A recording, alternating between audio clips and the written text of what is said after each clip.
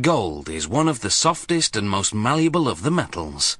It can be pressed extremely thin, crafted into shapes, even drawn out to form a fine wire, and all without breaking.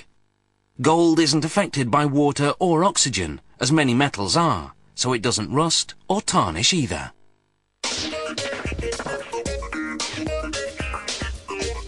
Most gold comes from lode deposits, also called vein deposits, concentrations of gold and other metals in the cracks of rocks. Lode deposits require hard rock mining, the process of removing gold-bearing rock, called ore, by drilling and blasting.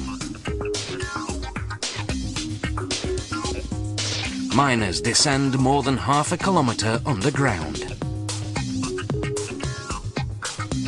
There they drill holes for explosives using what's called a long-hole air drill.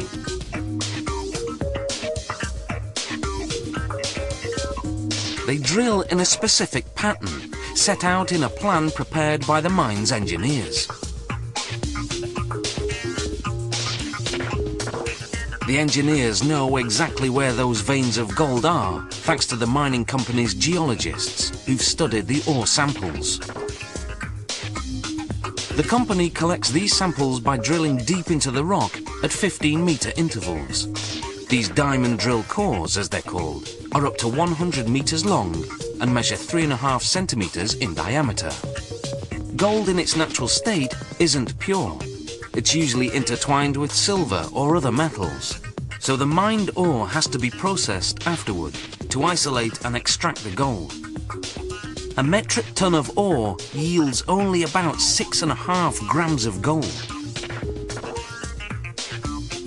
After blasting the rock apart with explosives, miners use what's called a muck machine to transfer the ore to cars headed to the main shaft and then above ground to the mill. There, a crusher reduces the large chunks into smaller rocks the size of gravel. A mill then pulverizes them to the texture of beach sand. The factory adds a water and cyanide solution. Then another mill grinds it further into a mud-like pulp. This pulp flows into large settling tanks. The wet solids, being heavier, sink to the bottom. The water at the top drains to another area. Workers transfer the wet solids to an agitation tank and blow in air.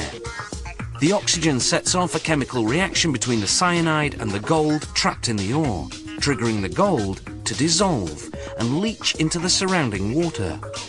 Drum filters then separate the water from the solids. This water now joins the water that was separated earlier. Zinc powder is added to solidify the dissolved gold. To smelt into bars, a chemical cocktail needs to be prepared. Manganese dioxide, fluoride, silica flour, borax, and sodium nitrate. This mix, called flux, will separate the gold from the impurities. It's poured into the smelter, whose temperature is at 1,600 degrees Celsius.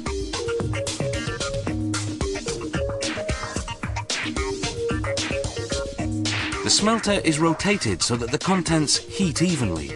Over 2.5 hours, the heavier gold eventually sinks to the bottom, while the impurities, called slag, float to the surface. The slag is poured out. A sample is taken to ensure it contains no gold. If it does, it goes back in until it's gold-free.